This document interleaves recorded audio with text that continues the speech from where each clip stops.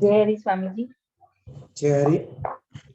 आप शुरू करें। पहले मैं एक वो कल आपने बताया था ने परा पश्यंती मध्यमा और वैखरी ये चार थी। तो जब वो गणपति स्तोत्र का पाठ करते हैं ना, तो उसमें भी ऐसा आता है कि आप उसमें परा पश्यंती मध्यमा और वैखरी ये चार जाति वाणी ना स्थान रूप छुए। आप उसी का स्थान स्वरूप है, बराबर। हाँ, तो ये दोनों कॉम्बिनेशन मतलब देवी का और वो थोड़ा समझाएंगे क्या? क्योंकि वो तत्व ही है ना, वही देवी के रूप में अभिव्यक्त होता है, वही गणपति के रूप में अभिव्यक्त होता है, वो विष्णु के रूप में अभिव्यक्त होता है। मैंने कल वही समझाया था कि अनेक शास्त्रों में अनेक रूप में उसको गिनाया गया। तत्व तो एक ही है। गणपति के शास्त्रों में उसको त्वमी देवता, त्वमी इंद्र, त्वमी जो गणपति अथर्वशीष, त्वमी ब्रह्म हो, उसी को हाँ ब्रह्म। जी, देवी को जब अथर्वशीष लेंगे, देवी अथर्वशीष, उसके अंदर तुम्ही माया हो, तुम्ही ब्रह्म हो, तुम्ही सब कुछ हो, तो देवी को गिनाया गया। विष्णु अथर्वशीष लेंगे तो उसमें उसको सब कुछ गिनाया गया। तो जो शास्त्र में है असल में तो उसी को उसी अनेक रूप में देखा गया है। तत्व तो एक ही है, दो नहीं है। तो जो गणपति है वही जगदम्बा है। असल में स्त्री और पुरुष का कोई भेद ही नहीं। वो स्त्री पुरुष भेद सोचना ही बंद कर दो। इसमें देवता के परमात्मा के अंदर न वो स्त्री है न पुरुष है। स्त्री प्रधान जब परमात्मा को गिना गया तो भगवती बन गए, और पुरुष प्रधान गिना गया तो परमात्मा बन गए। वही भगवती बनते, वही परमात्मा बनते, वही गणपति बनते, सब कुछ वही है। बार बार एक ही बात आती है, बराबर है ना। तो ये चारों के चारों वही हुए। जो भी है, नाम अलग अलग है, रूप अलग अलग है, अंदर का तत्व एक का एक है। उसमें कोई फर्क मत गिनो। बाहर के नाम और रूप को आप गिनो ही मत, सब कुछ वही है। उसमें यही सोचना है कि देखो गणपति जी में भी वही कहा, भगवती में भी वही कहा। उसका अर्थ है दोनों तत्व एक है। कहीं पर गणपति के रूप में अभिव्यक्त हुआ, कहीं पर वो भगवती के रूप में अभिव्यक्त हुआ। एक ही तत्व। एक घर में एक व्यक्ति है, कोई उसको पिता कहता है, कोई पति कहता है, कोई पुत्र कहता है, कोई भाई कहता है, कोई मित्र कहता है। तो सब के अंदर वो व्यक्ति तो एक ही है।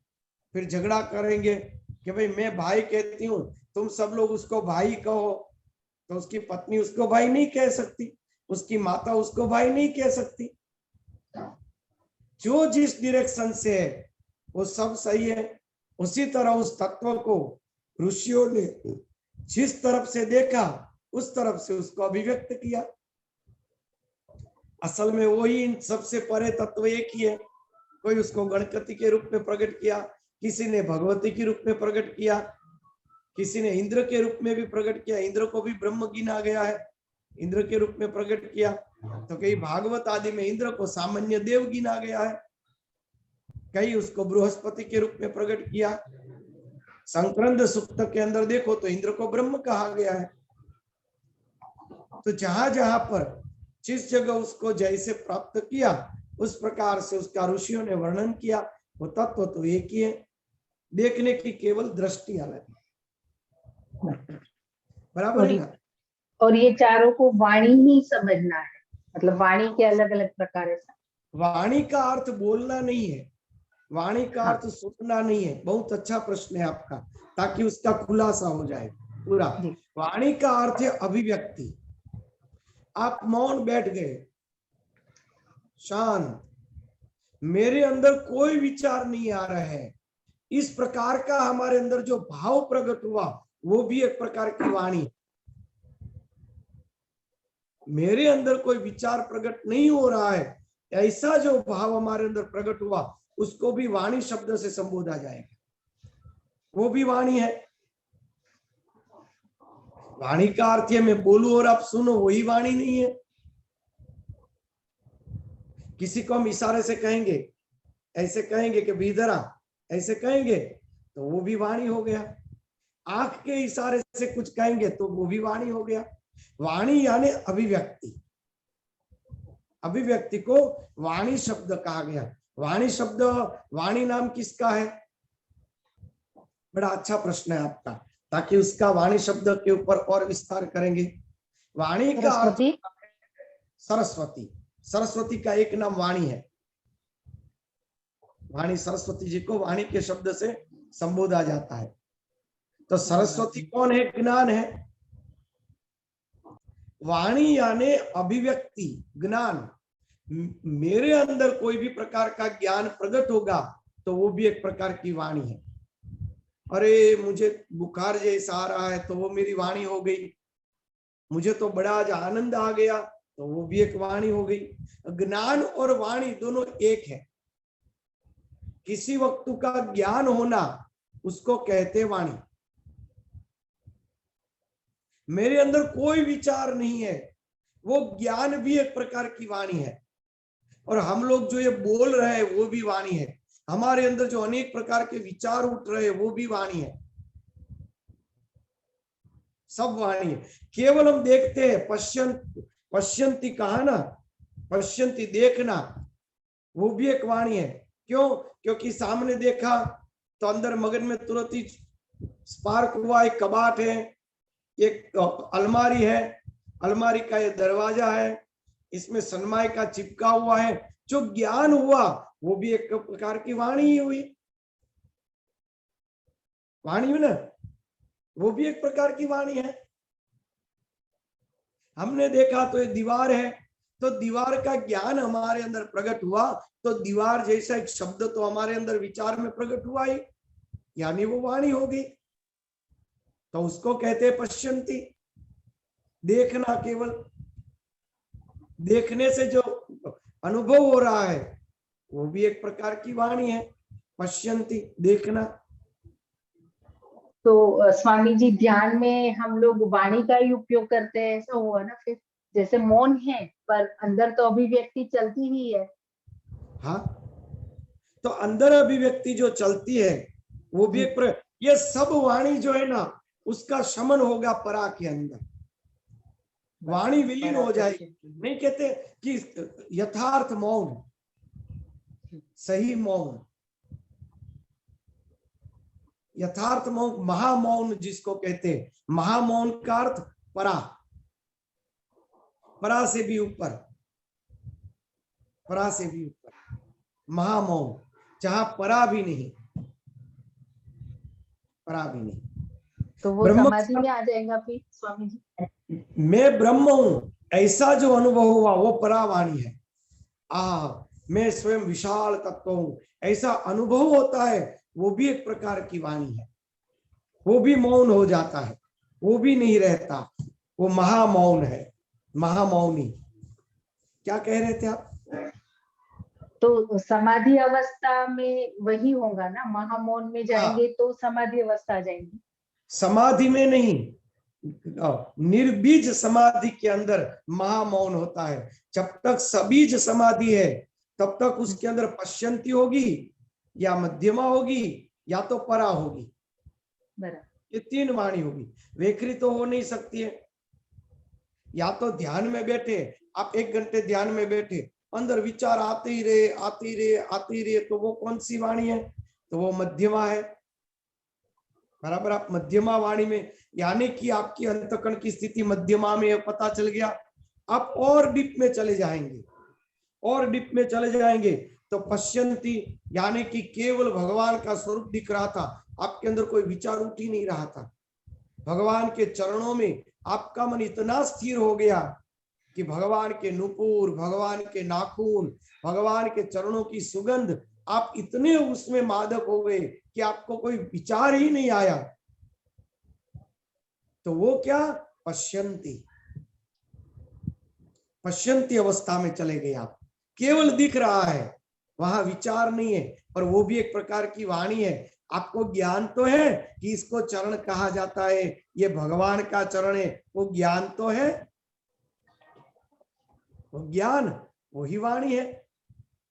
फिर परा, वो चरण प्रकाश हो गए, अनुभव हुआ मैं ही वो प्रकाश स्वरूप हूं। पर वो अनुभव तो है, वो ज्ञान तो है, अंत में वो ज्ञान भी नहीं रहता, वो परा से भी परे।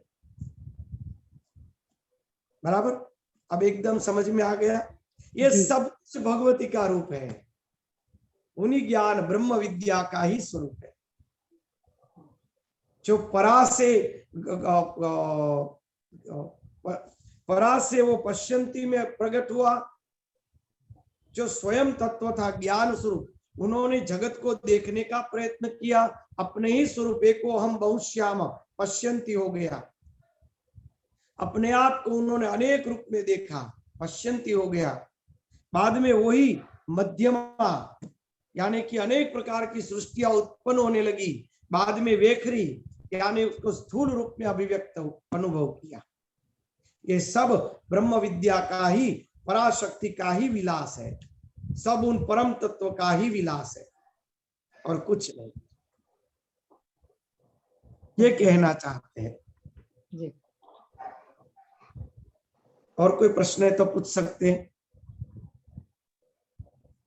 बड़ी अच्छी बात है, वाणी शब्द के ऊपर प्रश्न हुआ तो थोड़ा विस्तार हुआ। जो भी मुझसे कोई चूक हो जाए तो ऐसे प्रश्न शब्द जो आपको कठिन लगे तो शब्द खास पूछिएगा, ताकि उसमें कोई ना कोई विस्तार होता रहे। निश्चिंत, इसमें कोई प्रश्न है तो पूछ सकते हैं।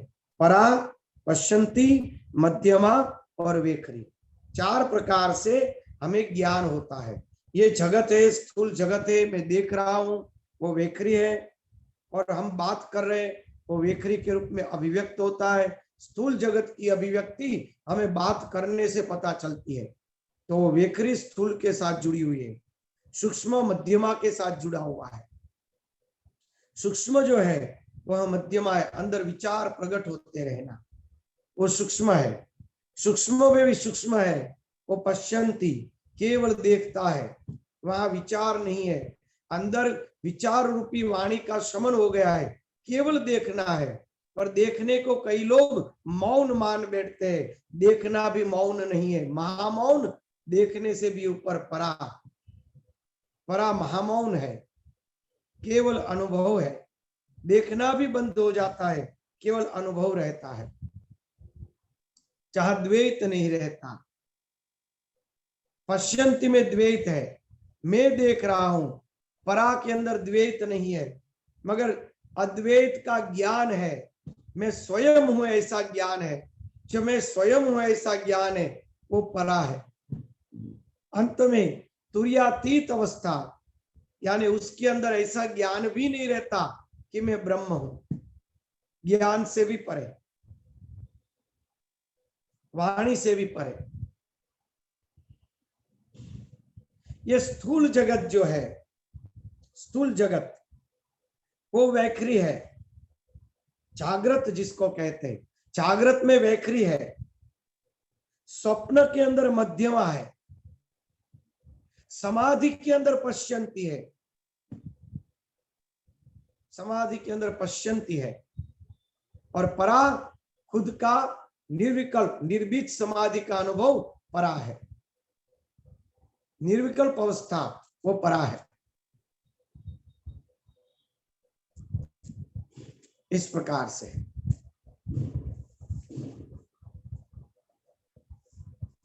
चलो आगे लेते हैं। नारायणं नमस्कृत्य नरं चैव नरोत्तमं देवीं सरस्वतीं व्यासं ततो जय मुदीरयेत्।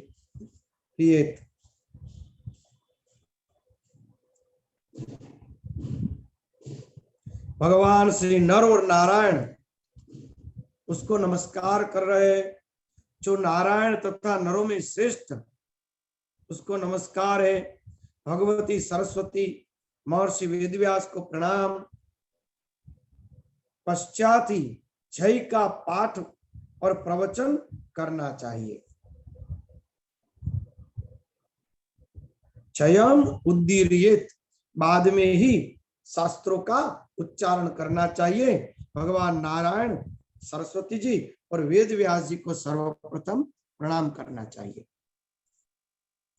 ऋषिरुवाच, सुत जी कह रहे हैं, ऋषि गणों ने सुत जी को कहा कि हे सुत जी, हे महामते, हे व्यास शिष्य, आप दीर्घजीव हो, आप हम लोगों को नानाविध पुण्य प्रदायिनी एवं मनोहारिणी कथाएं सुनाते रहते हैं।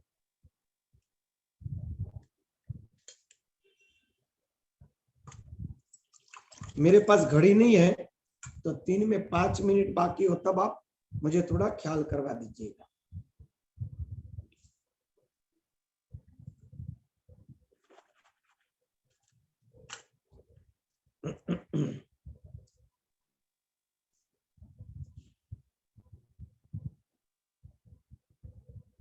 भगवान विष्णु के सर्व पाप विनाशक परम पवित्र एवं उन अवतार कथाओं से संबंधित अद्भुत चरित्रों को हमने भक्ति पूर्वक सुना, और इसी प्रकार हमने भगवान शिव के अलौकिक चरित्र तथा भस्म रुद्राक्ष के ऐतिहासिक महात्म्य का श्रवण आपके मुखारविंद से किया।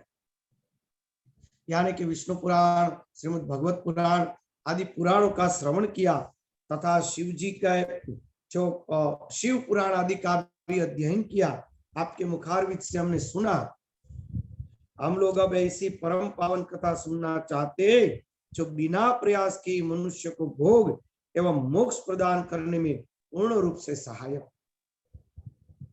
हे महाभाग, अतः आप उस कथा का वर्णन करें जिसके द्वारा मानव कलयुग में भी सिद्धियां प्राप्त कर ले, क्योंकि हम आपसे बढ़कर किसी अन्य को नहीं जानते जो हमारी शंकाओं का निवारण कर सके।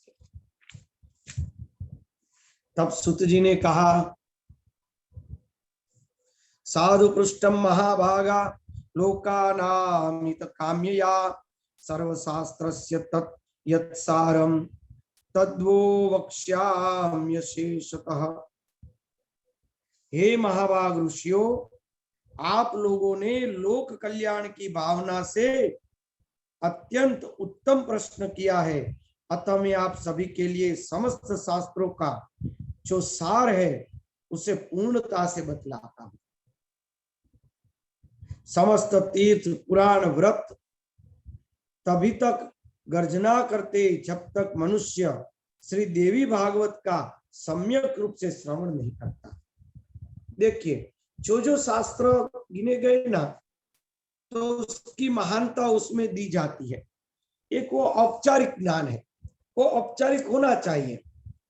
जैसे एक आपको उदाहरण दिया जाए, आपका कोई बच्चे है, आपके 5 बच्चे हैं, एक आके एकांत में आपसे कहेगा कि वे पिताजी माताजी मैं अब डॉक्टर होना चाहता हूं, तो आप क्या कहेंगे? अरे बेटा, तूने बहुत अच्छा सोचा, डॉक्टर तो बहुत बड़ी अच्छी बात है, कई लोगों की तू सेवा करोगे, तुम बड़ा नाम प्रतिष्ठित होगे।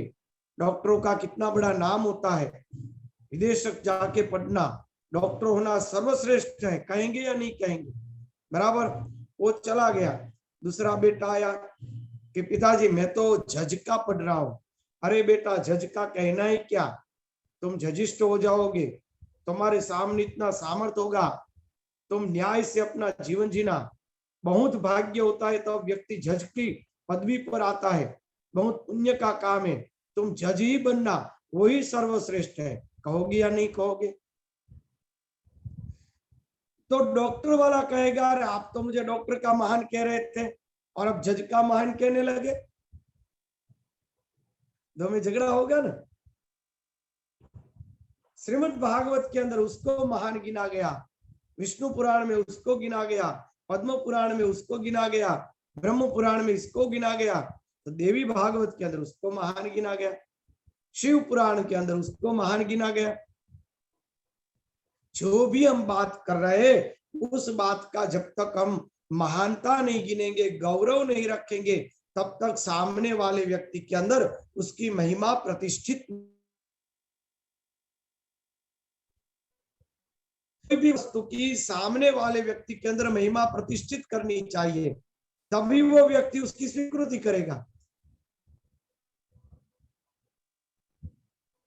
एक सेब बेचने वाला व्यक्ति भी सेब की महिमा गाएगा, और ये कश्मीर के है, बगीचे के, अभी ताजे ही आए हैं, बड़ी कंपनी के, एक बार काट के चक्के तो देखो, आपको पूरी मार्केट में ऐसा माल नहीं मिलेगा। उसको अपना गौरव तो दिखाना पड़ेगा, तभी तो माल बिकेगा। इसको कहते हैं महिमा ज्ञान। किसी भी व्यक्ति को उसके अंदर श्रद्धा बैठाने के लिए महिमा का ज्ञान होता है, महिमा का गान किया जाता है। उस महिमा गान करना वो एक शास्त्रीय विधान है। महिमा गान करके ही कोई भी शास्त्र या कोई भी चीज को आगे बढ़ाया जाता है। आप किसी एरिया के अंदर बंगला लेने का सोचे तो कोई ऐसी सोसाइटी नहीं होती जहां अच्छा और बुरा दोनों ना हो, बराबर। जैसे आपने बंगला लेने का सोचा और कोई व्यक्ति वहां का बुरा कहना चालू कर देगा तो आप उस सोसाइटी में बंगला नहीं लेंगे। उसमें ज्यादा पॉजिटिव क्या है, वो व्यक्ति तुरंत कहेगा अरे अच्छा हुआ आपने वहां उस सोसाइटी में बंगला लिया, बड़ी अच्छी बात है। आज तो बड़े अच्छे अच्छे व्यक्ति उसके अंदर रहते हैं, बड़े विद्वान व्यक्ति है। वहां तो छोटा मंदिर है, कितना बढ़िया सत्संग वगैरह भी होता है, बड़े संस्कारी लोग आपके आसपास रहते हैं। बहुत अच्छा कि आपने अच्छी जगह रहने की सोची है। तो वो क्या हुआ, वो महिमा ज्ञान हुआ। हर चीज में बुरा और अच्छा दोनों जुड़ा रहेगा, उसमें से अच्छा निकाल के श्रेष्ठ गिना जाएगा, उसको महिमा गान कहा जाए। कोई भी शास्त्र का प्रथम महिमा गान करना पड़ता है, वो एक विवेक है। क्योंकि हम सब अल्प बुद्धि के हैं, हमारे अंदर जब तक शास्त्रों का महिमा प्रकट नहीं होगा तब तक हम कभी उस शास्त्रों के ज्ञान को स्वीकार नहीं करेंगे। उन शास्त्र के ज्ञान को स्वीकार के जीवन में उतारने के लिए यहाँ पे महिमा गान किया गया है। महिमा गान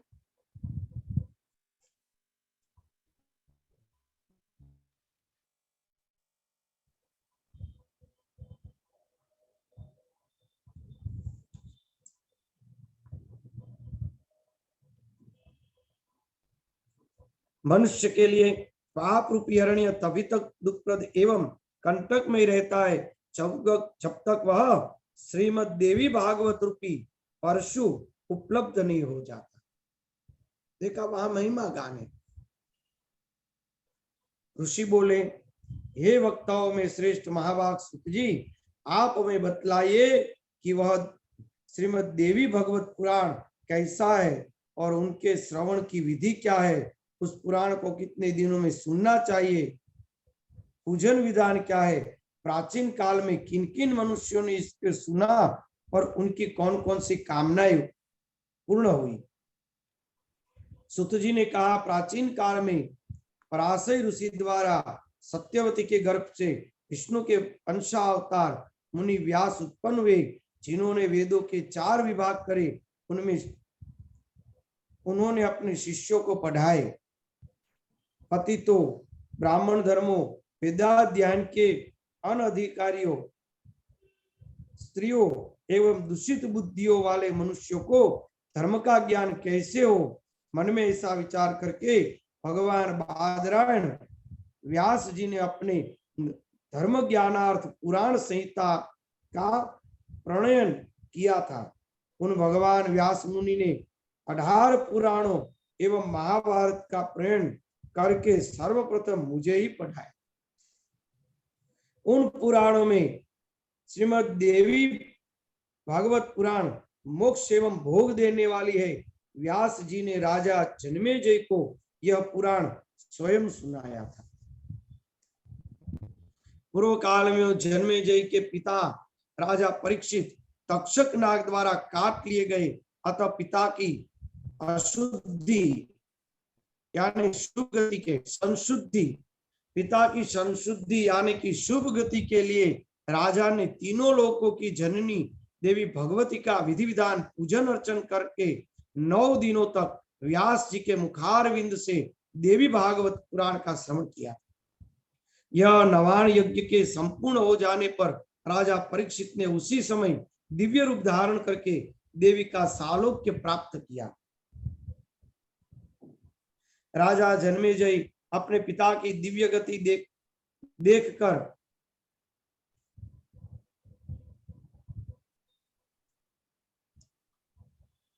महर्षि व्यास की विधिवत पूजा करके परम प्रसन्न हुए।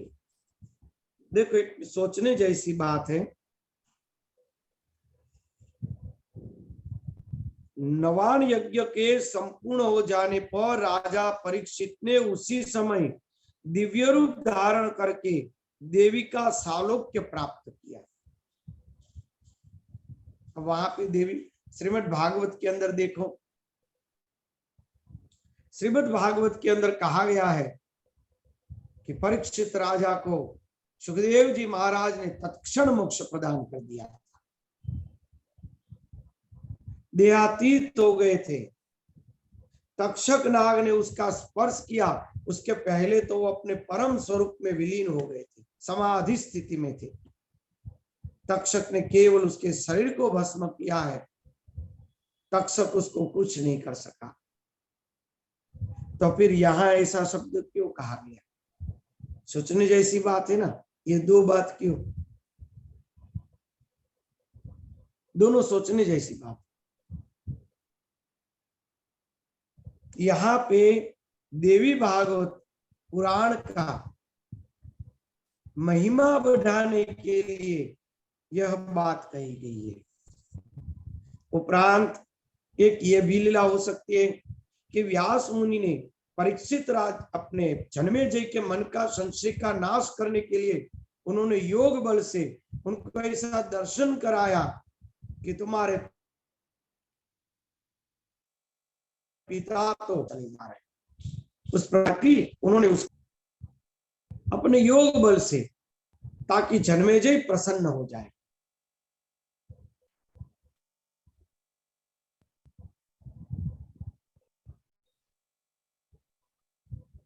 अठारह पुराणों के अंदर श्रीमद् देवी भागवत पुराण सर्वश्रेष्ठ है, धर्म अर्थ काम तथा मोक्ष प्रदान करने वाला है। जो लोग सदा भक्ति और श्रद्धा पूर्वक देवी भागवत की कथा सुनते, उन सिद्ध प्राप्त होने में रंच मात्र भी विलंब नहीं होता। इसलिए मनुष्य को इस पुराण का सदा पठन और श्रवण करते रहना चाहिए। पूरे दिन के आधे समय, चौथाई समय या एक मुहूर्त भर अथवा एक क्षण भी जो भक्ति पूर्वक इसका श्रवण करता है, उनकी सभी दुर्गति नाश हो जाती है। इसका महिमा गाया गया है। जो इसकी एक क्षण भी भक्ति पूर्वक श्रवण करते हैं, उनकी दुर्गति का नाश होता है। पर क्या शब्द रखा है? केवल सुन लेना नहीं, भक्ति पूर्वक श्रवण।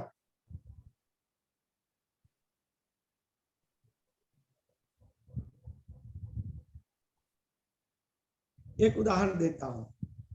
आपका बेटा है, हाथ में मोबाइल है, मोबाइल कर रहा है, आपने पुकार के कहा, अरे जल्दी से जा, दूध ले आ, मेहमान आए हैं। तो मोबाइल में देखता रहेगा और करता रहेगा अपना जो काम है व्हाट्सएप में।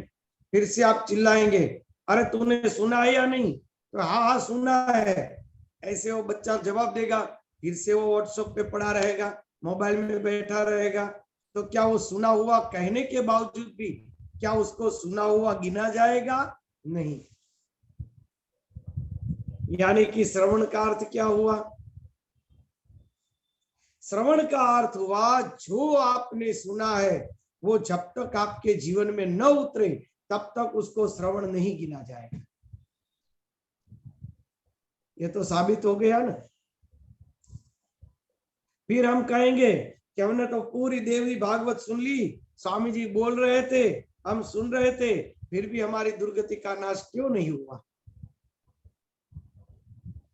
श्रवण करना यानी जो जो इसमें आ रहा है उसको अपने जीवन में उतार लेना। एक क्षण यानी कोई एक बात को भी जीवन में उतार लेना, तो अपनी जीवन की दुर्गति नाश हो जाती है, ये कहना चाहती। वरना तो सुना सुना रह जाएगा, वो श्रवण नहीं कहलाएगा। केवल सुना है, वो श्रवण नहीं है। श्रवण का स्पष्ट रूप से अर्थ एक ही होता है कि जो आपने सुना है वो हर वस्तु आपके जीवन में उतरनी चाहिए, उसको कहते श्रवण।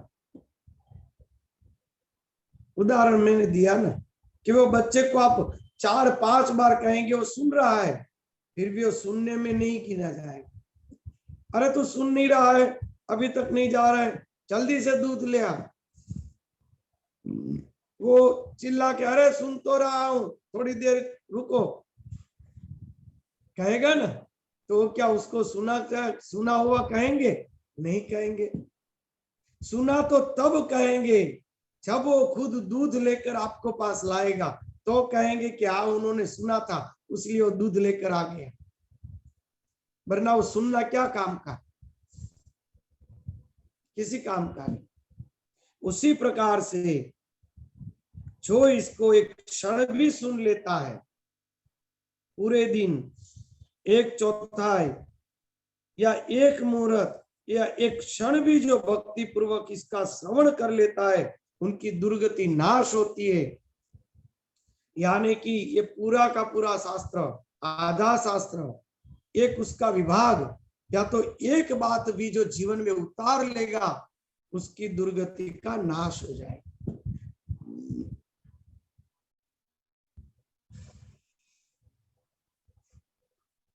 मनुष्य सभी यज्ञों, तीर्थों तथा दान आदि शुभ कर्मों का जो फल प्राप्त करता है, वही फल उसे केवल एक बार श्रीमद् देवी भागवत पुराण के श्रवण मात्र से प्राप्त होता है। श्रवण मात्र से, केवल सुनने से नहीं। श्रवण यानी जो सुना है वो जीवन में उतरेगा, तभी उसको सब प्रकार के यज्ञ, तीर्थ, दान एवं शुभ कर्मों का फल प्राप्त हो जाएगा।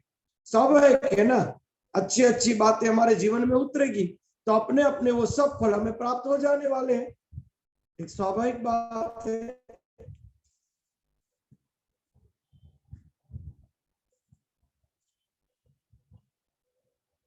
सतयुग आदि युगों में तो अनेक प्रकार के धर्मों का विधान था, परंतु कलयुग में पुराण श्रवण के अतिरिक्त मनुष्य के लिए अंत्य कोई सरल धर्म विहित नहीं है।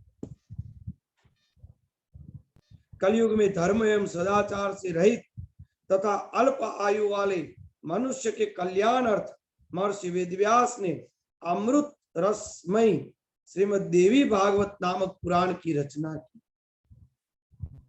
अमृत के पान से तो केवल एक ही मनुष्य अजर अमर होता है, किंतु भगवती की कथा अमृत संपूर्ण कुल के अजर अमर बना देता है। देवी भागवत के कथा श्रवण में महीनों तक, दिनों का कोई नियम नहीं है, अतएव मानव द्वारा इसका सदा ही सेवन करते रहना चाहिए। अश्विन, चैत्र, माघ और आषाढ़ इन महीनों के 4 नवरात्रियों में इस पुराण का श्रवण विशेष फल प्रदान करता है। अतएव श्रीमद् देवी भागवत का यह नवारण यज्ञ समस्त पुण्य कर्मों से अधिक फलदायक होने के कारण मनुष्य के लिए विशेष फलप्रद कहा गया है। जो कलुषित हृदय वाले, पापी, मूर्ख, मित्रद्रोही, वेदों की निंदा करने वाले, हिंसा से रक्त, नास्तिक मार्ग का अनुसरण करने वाले मनुष्य है, वे भी कलयुग में इस नवापारण के अनुष्ठान से पवित्र हो जाते हैं। जो मनुष्य दूसरों के धन तथा पराय स्त्री के लिए लालायित थे, पाप के बोझे से दबे हुए, गौ, ब्राह्मण और देवताओं की भक्ति से रहित, वे भी नवापारायण से शुद्ध हो जाते हैं। वे फल कठिन तपस्याओं, व्रतों, तीर्थ सेवन, अनेक विध दान, नियमों, यज्ञों, हवन एवं जप आदि के करने से प्राप्त नहीं होता। वह फल मनुष्य को श्रीमद् देवी भागवत नवारण यज्ञ के द्वारा प्राप्त हो जाता है। हे विप्र, गंगा, गया, काशी, नैमिषारण्य, मथुरा आदि बद्रिकाश्रम आदि भी मनुष्य को उतना शीघ्र पवित्र नहीं करता जितना श्रीमद् देवी भागवत का यह नवा यज्ञ लोकों को पवित्र कर देता है। अतएव देवी भागवत पुराण सभी पुराणों में सर्वश्रेष्ठ है। इसे धर्म, अर्थ, काम तथा मोक्ष प्राप्ति का उत्तम साधन माना गया है। जो अश्विन महीने के शुक्ल पक्ष में सूर्य के कन्या राशि में पहुंचने पर महाअष्टमी तिथि को स्वर्ण सिंहासन पर स्थित देवी के प्रतिपदा श्रीमद् देवी भागवत ग्रंथ का पूजन करके उसे किसी योग्य ब्राह्मण को श्रद्धा पूर्वक देता है, वह देवी के परम पद को प्राप्त हो जाता है। इसमें क्या इसकी महिमाएं गाई गई है। असल में तो व्यवहार दशा में प्रैक्टिकल विचार करके ही हमें आगे बढ़ना है। सुवर्ण के सिंहासन के अंदर देवी का स्वरूप इन भागवत का दान दिया जाता है, श्रद्धा पूर्वक वह परम पद को प्राप्त हो जाता है। तो कई बार केवल यह दान देने से प्राप्त नहीं भी होता है, क्योंकि वो तो उसकी श्रद्धा के ऊपर काम करता है, उसके पुरुषार्थ के ऊपर भी काम करता है।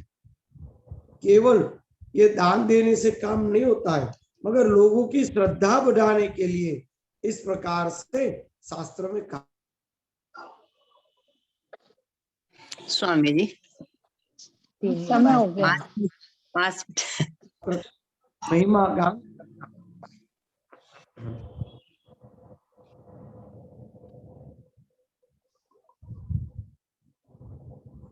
ત્રણ માં 5 ઓછી છે સ્વામીજી।